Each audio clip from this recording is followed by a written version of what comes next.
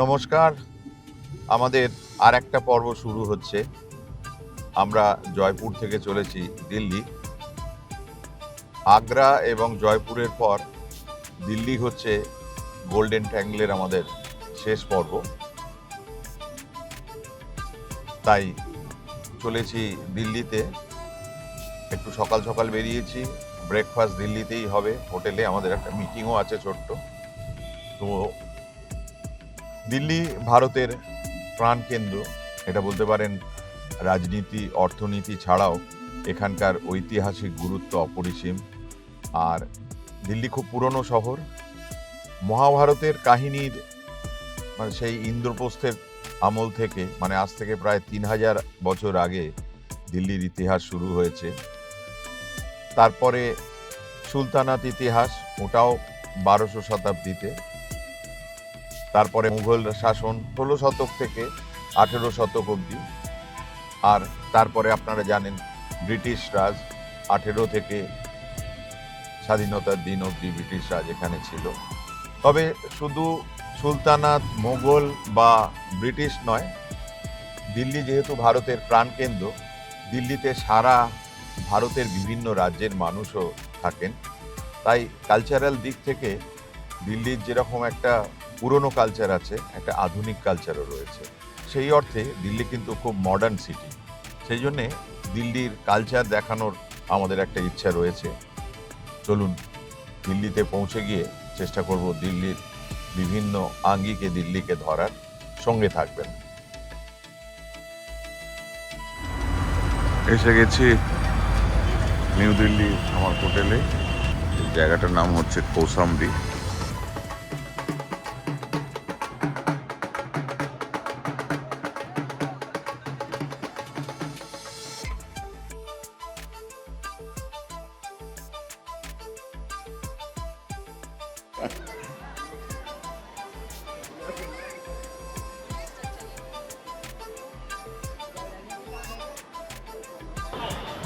জামা মসজিদের একদম মাথায়। पकड़ एक हाथ से হ্যাঁ, একদম একদম একদম এইটার উপর চড়েছিলাম। এখনো লোক দেখা যাচ্ছে, হাত দেখা যাচ্ছে লোকের।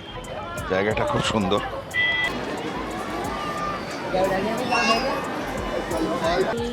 বেশ বিশাল কর্মকাণ্ড। খুব যে একটা খরচা সাপেক্ষ তা নয়, কিন্তু শ্রম সাপেক্ষ। প্রায় 5000 শ্রমিক রেগুলার কাজ করেছেন 4 বছরের মধ্যে এই জিনিসটাকে তৈরি করার জন্য। এবার জামা মসজিদের পেছন দিকে চলে এসেছে। প্রচুর অ্যান্টিক্সের দোকান রয়েছে এখানে। ন্যাচারালি পুরনো জিনিস, এখানে লোকে, টুরিস্টরা আসেন পুরনো শহর দেখার জন্যে। প্রচুর দোকান আছে এখানে। ইমাম সাহেবের হোটেল এটা। আমাকে এই সাদ্দাম ছেলেটি বলল, ও আমাকে নিয়ে যাচ্ছে। হোটেল রেস্টুরেন্ট সব হয় ইসমে। হাকিম প্রচুর রয়েছেন। এটা অদ্ভুত কালচারাল জায়গা। এই কালচারের সঙ্গে আমরা খুব একটা অভ্যস্ত নই। প্রচুর এক্সপোর্ট হাউস আর এইসব জায়গায় ঘুরতে হবে, এরকম খেতে হবে, তবে দিল্লিকে জানা যাবে। हमको चांदनी चौक भी जाना है और फारी फाबली भी जाना है। तो डायमंड রয়েছে। अच्छा, ये बाद में आएंगे। किनारी बाजार मतलब वो वाला नहीं, मसाला बाजार नहीं।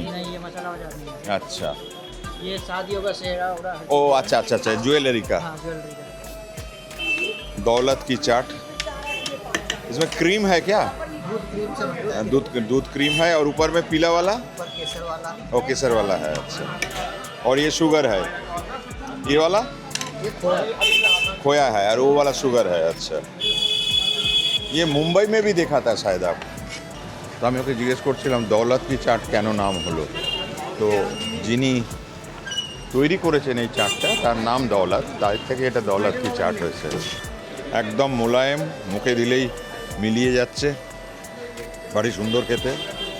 তো আমাকে এশিয়ার সবচেয়ে বড় মশলার বাজারে নিয়ে যাচ্ছে।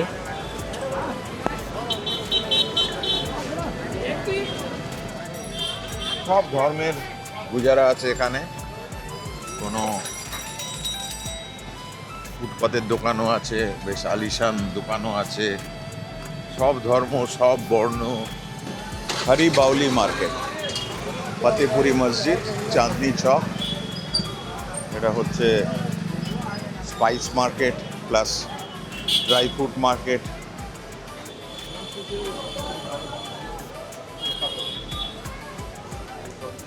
ये आपका पालक स्पेशल पालक पत्ता चाट रबड़ी वाली की स्पेशल आइटम वेरी एक गुड। बार करेंगे बार बार आएंगे ये झाल ज़्यादा है या झाल झाल मीडियम है या मीडियम समझ लीजिए। ठीक है ठीक है ठीक है। कहाँ बैठे हैं? या आपका मन करे बाहर बैठिए बैठे बैठे बैठे बैठे हैं। हाँ भाई, आपका नाम? मेरा नाम निर्वेद जैन है जी ওকে, থ্যাংক ইউ ভেরি মাচ।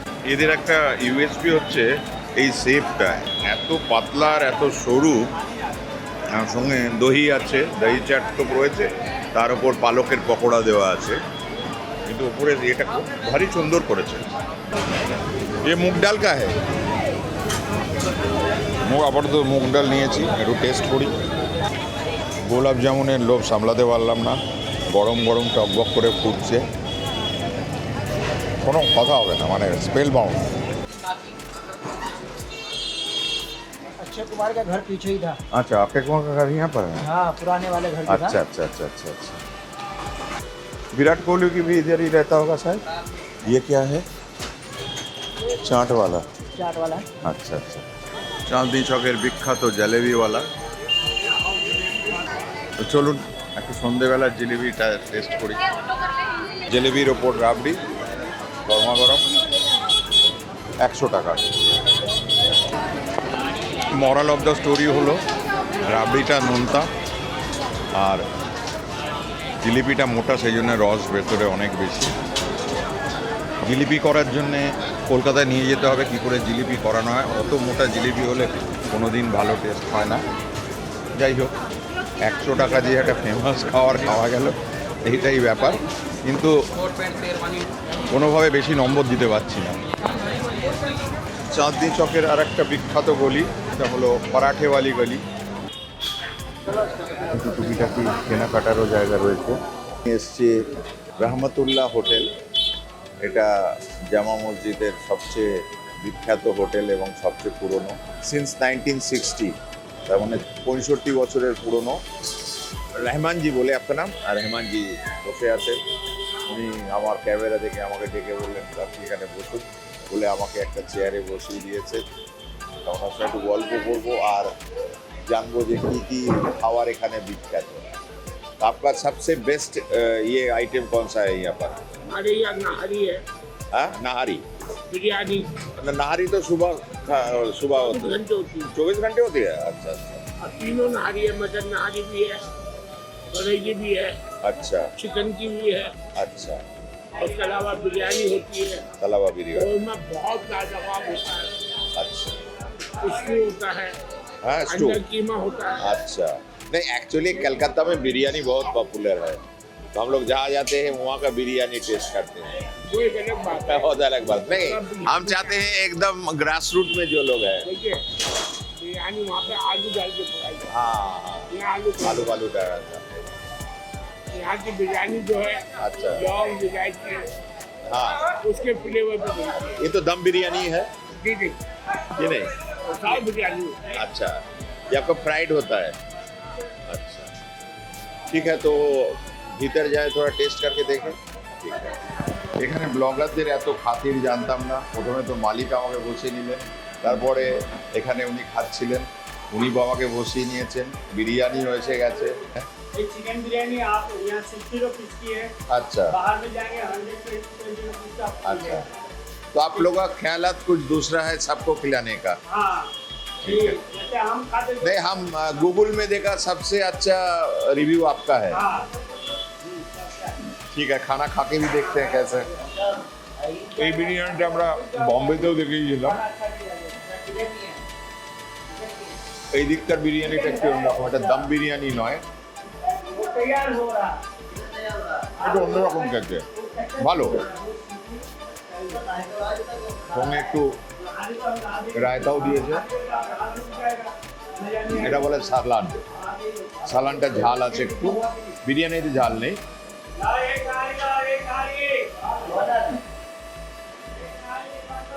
যদি আমি মাংসের খুব একটা ভক্ত নই, কিন্তু বিরিয়ানিটা বেশ ভালো লাগছে। তো বিরিয়ানির টাকা নিচ্ছেন না আমার কাছ থেকে ওনারা। बहुत बहुत शुक्रिया आपका, खाना खाया, टेस्ट किया, टेस्ट कर दिया, थैंक यू वेरी मच। এবারে মেট্রো ধরবো। আমার হোটেলের সামনেই মেট্রো আছে। 280 টাকায় উবেরে এসছি, 43 টাকা মেট্রোর ভাড়া। উবেরে আধ ঘন্টার একটু বেশি লেগেছিল, দেখি এটাতে কত লাগবে। কৌশাম্বিতে আমার হোটেল, রেডিসন ব্লু।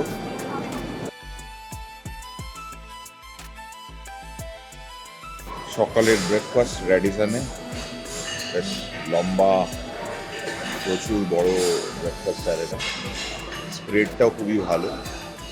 তবে দিল্লির বিখ্যাত হচ্ছে ছোলে বাতুরে, তো আমি সেই জন্য একটু ছোলে বাতুরে নিয়েছি। দেখা যাক কীরকম হয়। যাই হোক, আর খারাপ তো হবে না। তবে এইগুলো স্ট্রিট ফুড হিসেবে বেশি বিখ্যাত। জেনারেল লোকে 5 স্টার হোটেলে এগুলো খেতে পছন্দ করে না।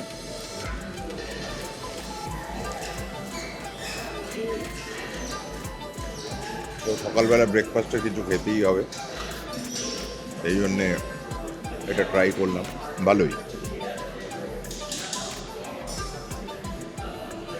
তো সেই রেড ফোর্ট দেখা যাচ্ছে দূর থেকে। এখন এসছি দিল্লির 1 নম্বর অ্যাট্রাকশন রেড ফোর্ট। 3-4 দিন আগে ব্লাস্ট হয়েছে, সেই জন্য রেড ফোর্ট বন্ধ আছে। অনলি যারা কর্মী তারাই যাচ্ছেন, আর কেউ যেতে পারছেন না। তো আপনারা সবাই দেখেছেন দিল্লিতে এলে, আমিও অনেকবার গেছি এতে, কিন্তু এবারে যেহেতু ঢুকতে পারছি না, বাইরে থেকে দু একটা কথা বলে নিই। এটা একটা ইউনেস্কো হেরিটেজ সাইট। এটা শাহজাহান নির্মাণ করেন।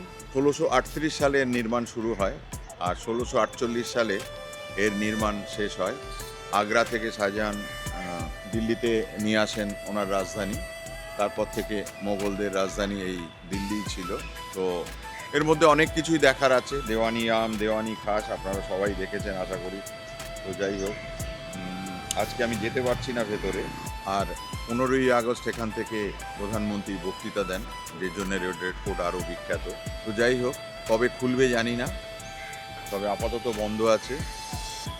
তবে দিল্লিতে যদি আপনি রেড ফোর্ট না দেখে থাকেন, তাহলে নিশ্চয়ই রেড ফোর্টটা দেখতে হবে। দিল্লির অ্যাট্রাকশনের চেয়ে লাইফস্টাইলটা অনেক বেশি ইম্পর্টেন্ট। তো এটাও একটা লাইফস্টাইল স্টেটমেন্ট।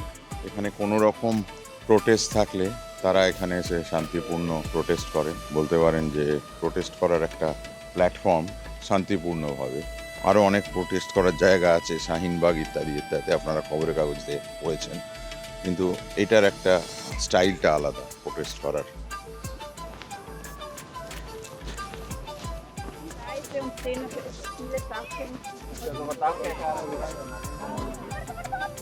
এখান থেকে যমুনা খুব দূরে নয়, তো সেই জন্য একটা এখানে জায়গা রয়েছে কিষান ঘাট। এটা প্র্যাকটিক্যালি ঘাট বলতে নদী থেকে একটু দূরে, কিন্তু এটা একটা সিম্বলিক ব্যাপার। তবে কিষান ঘাটের আর একটা তাৎপর্য আছে, এখানে চৌধুরী চরণ সিংয়ের স্মৃতিসৌধও আছে। এবং যেহেতু উনি কৃষকদের নেতা ছিলেন, কিষানদের নেতা ছিলেন, তো সেই জন্য এটার নাম কিষান ঘাট। সুন্দর জায়গা, কোনো কথা হবে না। সকালবেলা একটু মর্নিং ওয়াকের বেস্ট জায়গা, সেই জন্যে সকালবেলা চলে এসেছি এখানে। একটু মর্নিং ওয়াক হলো, ব্রেকফাস্টটা একটু হজম হলো। এবারে দিল্লির আর একটা বিখ্যাত জায়গা, এটা হলো হুমায়ুনস টম্ব। অ্যাডমিশন টিকিট হলো ইন্ডিয়ানদের 40, ফরেনারদের 600 টাকা। চারিদিকে বেশ একটা শান্তির পরিবেশ, রবিবারের বাজার। রাজঘাটে ঢোকার কোনো এন্ট্রি ফি নেই, কিন্তু এটার মধ্যে একটা এন্ট্রি ফি আছে। এটা 1570 সালে তৈরি হয়েছে। অ্যাকচুয়ালি হুমায়ুন আগে মারা যান, আর ওনার বেগম হামিদা বেগম এটা তৈরি করেন। অনেক কিছু স্ট্রাকচার করা আছে এবং গার্ডেনটাও ভারী সুন্দর। তবে এখানে একটা নার্সারি আছে, প্লাস দেখছি পিকনিক স্পট এটা। আর সবাই বেশ হুইলোর করছেন, এটা সমাধিস্থল বলে মনে হচ্ছে না। দিল্লির এই একটা জিনিস আমার খুব ভাল লাগে, যে কোনো জায়গায় খুব এক্সপ্যান্ড করা। এটা ভারতবর্ষের প্রথম মাকবারা। তার আগে ভারতবর্ষের লোক জানতো না যে মাকবারা কাকে বলে।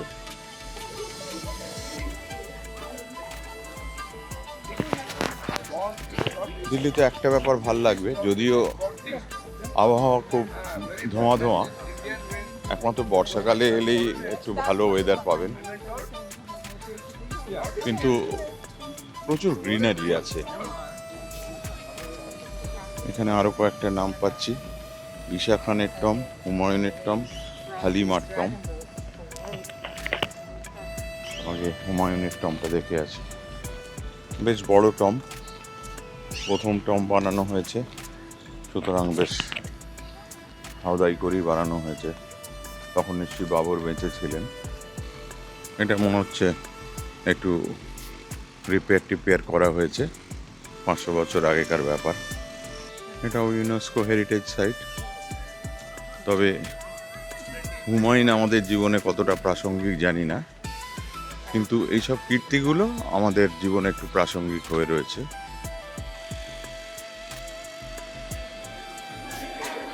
স্যান্ডস্টোন আর মার্বেল দিয়ে তৈরি। স্যান্ডস্টোনের মধ্যে ইনলে করে মার্বেলগুলো বসানো আছে। বলতে পারেন যে তাজমহলের একটা সুলভ সংস্করণ। তো এইগুলো একটা ল্যান্ডমার্ক হয়ে যায়। হুমায়ুনের টম যখন এইরকম, তারপরে শাহজাহান যখন তাজমহল করলেন, তখন ওনাকে একটু বেশি কিছু দেখাতেই হবে।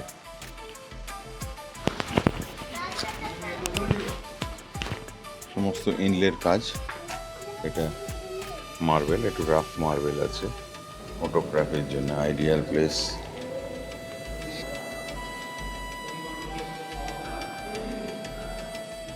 আশেপাশে আরো কতগুলো স্ট্রাকচার দেখা যাচ্ছে।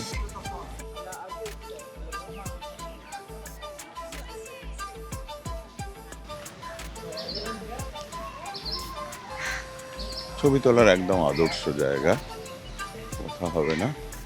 তাজমহলের মতো ভিড়ভাড়টাও নেই, তবে তাজমহলের বিউটি আলাদা। আপনারা যেরকম মুঘল সাম্রাজ্যের কথা শুনেছেন, বাবর, হুমায়ুন, আকবর, সেমনি প্যারালালি ইব্রাহিম লোধিরও একটা ফ্যামিলি এখানে ছিল, শেরশাহ সুরি থেকে। সেই সুরি ফ্যামিলির কি হচ্ছে ঈশা খাঁ, আগা খাঁর নামও আপনারা শুনেছেন। এটা হচ্ছে ঈশা খাঁর টম। তো ন্যাচারালি মুঘলরা করেছে, লোধিরা করবে না। এটার স্ট্রাকচারটা একটু অন্যরকম, এটা একটু কালারফুল স্ট্রাকচার। হুমায়ুন টম দেখা শেষ, এর পরের স্টপ হচ্ছে কুতুব মিনার।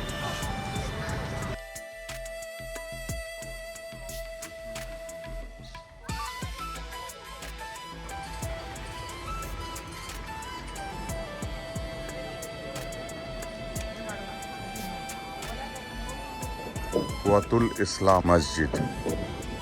বাগান টাগান বেশ সুন্দর সাজানো, খুব বড় এরিয়া নয়, অনেকগুলো জিনিস আছে। আয়রন পিলার দেখলাম, কুতুব মিনার, এনলার্জ এরিয়া, ইসলাম মসজিদও দেখলাম।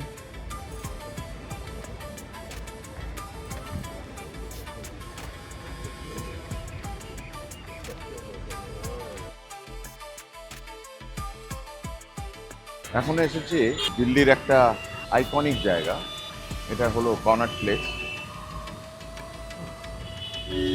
এটা একটা সময় ভীষণ পপুলার জায়গা ছিল, তো এই জায়গাটা একটুখানি এক্সপ্লোর করব। এটা ইন্ডিয়ার সবচেয়ে কস্টলিয়েস্ট জায়গা, গাড়ি ঘোড়া দেখেই বুঝতে পারছেন। এটা একটা খানিকটা ব্রিটিশ, খানিকটা মুঘল, এরকম একটা ব্যাপার। বা এই জায়গাটাকে কোনোভাবেই দিল্লি এলে মিস করা যায় না, অন্তত আমার কাছে।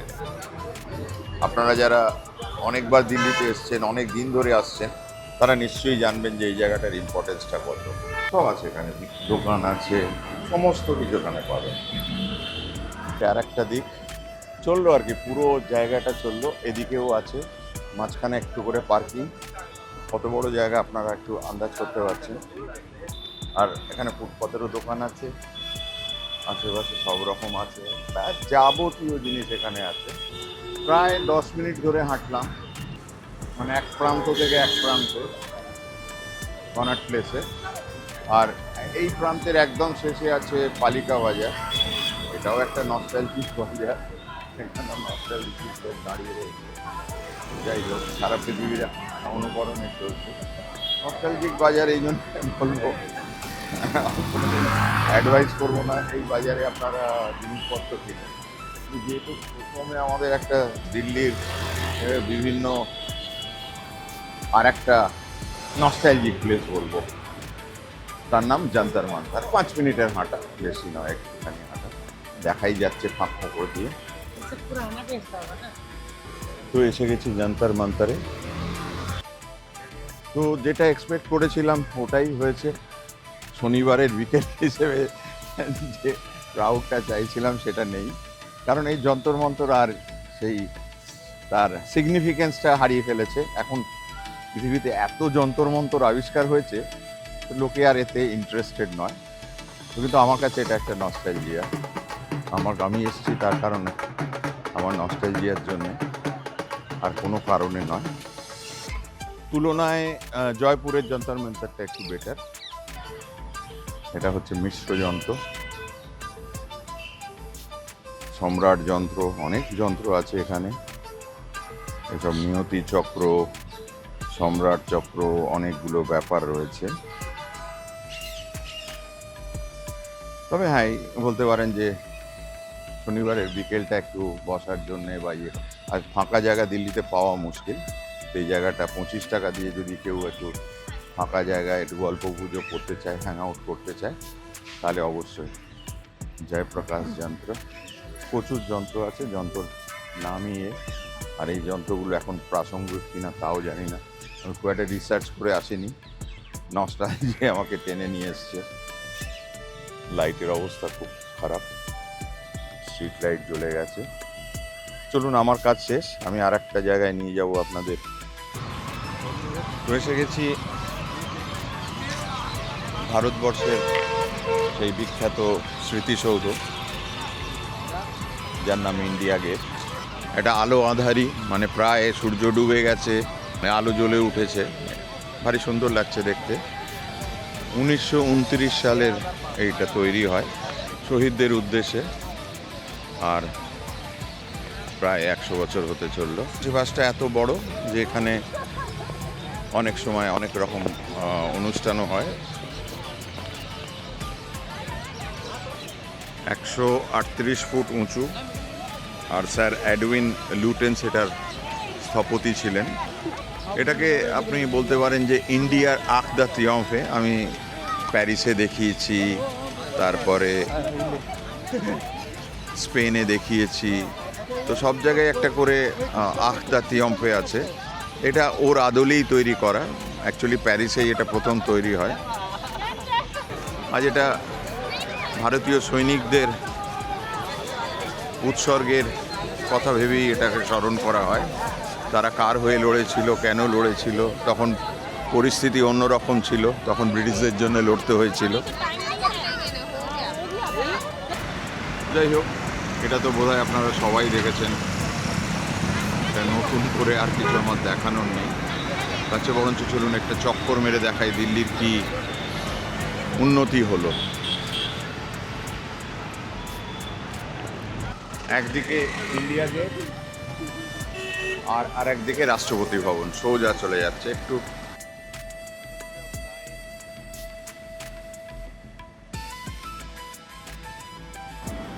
রেল ভবন,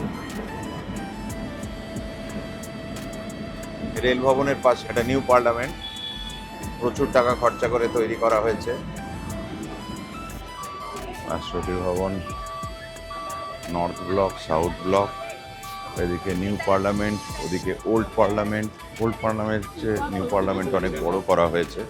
তবে এখানে আমার মনে হচ্ছে রাষ্ট্রপতি ভবনে ওয়াকিং ট্যুরও আছে, অবশ্যই একটু প্রি বুক করে আসতে হবে। এই জায়গাটা হচ্ছে ইন্ডিয়ার পাওয়ার সেন্টার। ভারত একটা 140 কোটির দেশ, এখন ইকোনমি 5 নম্বরে আছে, 4 নম্বরে চলে আসবে যে কোনো মুহূর্তে। সুতরাং সারা পৃথিবীর কাছে ভারতবর্ষের একটা চেহারাই অন্যরকম হয়ে দাঁড়িয়েছে। এবার আর একটা নস্টালজিয়ার জায়গায় এসেছি, 35 বছর আগে যখন আমরা জানতাম না যে পিৎজা কি, বার্গার কি, ফিঙ্গার ফুড কাকে বলে, তখন আমরা প্রথম এই রেস্টুরেন্টে এসেছিলাম। তো 35 বছর আগে দুটো জিনিস খেয়েছিলাম, একটা হচ্ছে বার্গার, কী জিনিস জানতাম না, আর একটা জিনিস হচ্ছে ফ্লোট, তখন জানতাম না ওটা কী জিনিস। ওটা একটা কোকোকোলার মধ্যে আইসক্রিম দিয়ে ফ্লোট বানানো হয়েছিল। তো আজকেও আমি ওই দুটো অর্ডার করেছি। তো এখানে আইসক্রিম, মিল্কশেক, বিভিন্ন রকম এটারই সময়ের জন্য, আর পিৎজা, মোমো এসবও পাওয়া যায়। ভেজ বার্গার উইথ আলু টুকি এসে গেছে, আর ফ্লোটটা আসছে, দেখাচ্ছি। কি ভাই এসে গেছে, আইসক্রিম ফ্লোট, এদিকে আইসক্রিম এদিকে ফ্লোট, মেশাতে হবে আবার খেতে হবে।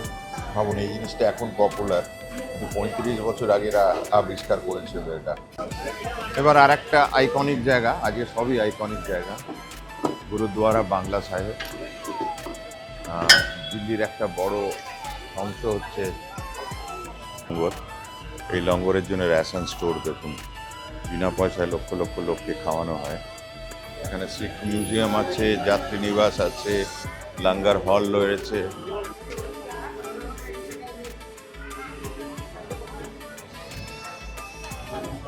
এটা অষ্টম শিখ গুরু হরকৃষ্ণজির সমাধি হিসেবে তৈরি করা হয়েছে। উনি 1664 সালে এখানে ছিলেন। তারপরে এটা আবার রিবিল্ড করা হয়। 1773 সালে আবার শিখ সেনাপতি সর্দার বাঘেল সিং এটাকে আবার পুনর্নির্মাণ করেন। আসল যে জিনিসটা, শিখ যে ধর্মবিশ্বাস এবং শিখদের যে মানুষকে সেবা করা, মানুষকে হেল্প করার যে একটা ইচ্ছা, মানে পুরো শিখ কমিউনিটিকে তুলতে গেলে সবাইকার জন্যে খাদ্য, বস্ত্র, বাসস্থান যে প্রোভাইড করা দরকার, এটা ওদের চিন্তাধারার মধ্যে আছে, এই জন্য আরো ভাল লাগছে।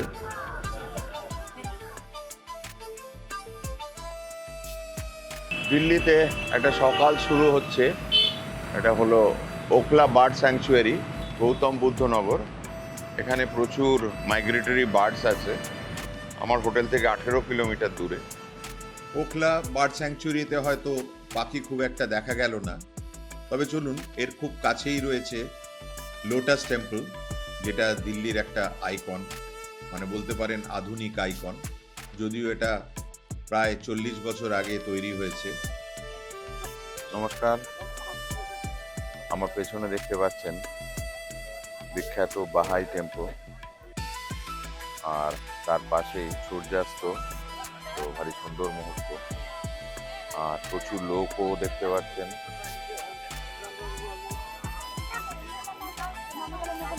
তো এই মন্দিরটার একটা ইতিহাস আছে, শুধু ইতিহাস না, একটা স্পিরিচুয়ালিজমের ব্যাপার আছে, যেখানে মানুষ ধর্মের সঙ্গে সঙ্গে আধ্যাত্মিকতাকেও স্মরণ করে, যেখানে প্রেয়ার একটা মেডিটেশনের মতো হয়ে যায়। এই ধর্মের প্রতিষ্ঠাতা হলেন বাহাউল্লাহ। সবাই একটা করে ব্যাগ নিচ্ছেন জুতো রাখার জন্য, আমিও একটা নিয়ে চলেছি। জুতোটা খুলতে হবে, এর কোনো প্রবেশ মূল্য নেই, এটা একটা অত্যন্ত ভালো ব্যাপার। টেম্পলের গা দিয়ে সূর্যাস্ত হচ্ছে। লোটাস টেম্পল বলা হয় এই লোটাস শেপটার জন্য, আসলে এর নামটা লোটাস নয়, এটা বাহাই টেম্পল। পৃথিবীর বহু দেশে এদের মন্দির আছে। আমি পৃথিবীর বিভিন্ন জায়গায় ঘুরতে ঘুরতে এদের অনেক ভলেন্টিয়ারের সঙ্গে আমার দেখা হয়েছে, এবং এরা নিজের ধর্মপ্রচার এত সুন্দরভাবে করেন, তো এটা দেখবার মতো। প্রায় 1 স্কোয়ার কিলোমিটার জায়গা জুড়ে এই টেম্পল।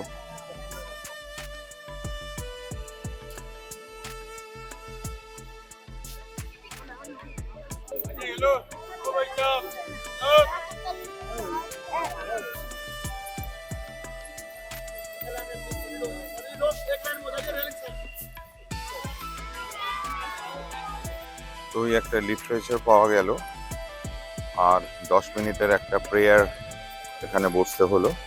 এবং সবাই বসছেন ওখানে। আর ওই 10 মিনিট এক্সিট গেটগুলো বন্ধ করে দেওয়া হয় যাতে কেউ ঢুকতে বেরোতে না পারেন। মেন ব্যাপারটা আমার যেটা মনে হয়েছে, এটা মেনলি একটা মেডিটেটিভ স্পেস। এই মন্দিরের জুতো মেনটেনেন্স একটা খুব বড় ব্যাপার। হাউ টু পার্ক এ শু, মানে রাদার পার্ক ইউর শুজ, এটা একটা খুব বড় ম্যানেজমেন্ট। বিভিন্ন অ্যাঙ্গেল থেকে দেখলে বিভিন্ন রকম লাগে। আর্কিটেকচারটা সেইভাবেই তৈরি করা আছে। তো এই জিনিসটা আমার ভালো লেগেছে। শুধু কাঠের বেঞ্চ আর একটা পোডিয়াম, কেউ বলছেন আর সবাই প্রেয়ার করছেন। 2000 লোক বসতে পারে সেই কাঠের বেঞ্চগুলোতে। সত্যি কথা বলতে ধর্ম একটা খুব কমপ্লিকেটেড সাবজেক্ট, এবং আপনি যদি যে কোনো লাইব্রেরিতে যান বা আপনি যদি বুক ফেয়ারে যান তাহলে দেখতে পাবেন যে ধর্মের বই বা ধর্মের স্টল সবচেয়ে বেশি। তবে এটাও একটা ঠিক যে এই ধর্মের নামে অনেক রকমের কাজ কারবার চলে, এবং সেটা অনেক সময় আমাদের কাছে একটুখানি পরিতাপের বিষয় হয়ে যায়।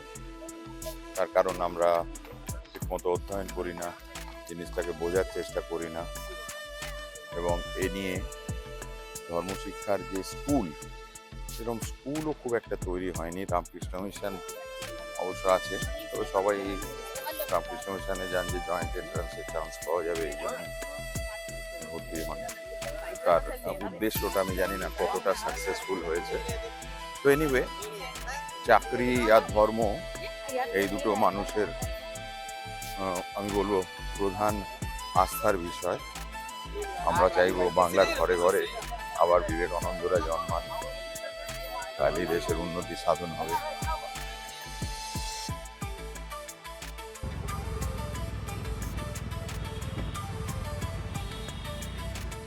এবারে চলে যাব একদম আধুনিক দিল্লিতে।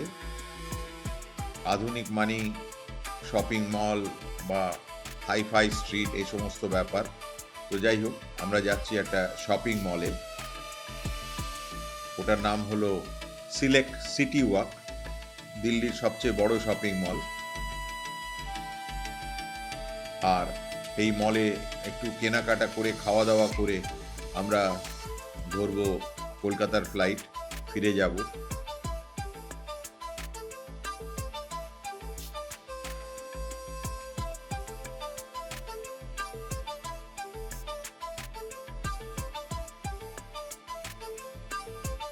যদি এই পর্বটা আপনাদের ভালো লাগে অবশ্যই একটা লাইক বা কমেন্ট দেবেন। আর যদি সাবস্ক্রাইব না করে থাকেন তো সাবস্ক্রাইব করে অবশ্যই একটু শেয়ার করবেন, তাহলে আমরা প্রত্যেক সপ্তাহেই এই ধরনের ভিডিও নিয়ে আসতে পারবো আর আপনাদের কিছু ইনফরমেশন, কিছু আনন্দ দেওয়ার চেষ্টা করব। নমস্কার, ভালো থাকবেন, হ্যাপি ট্রাভেলিং।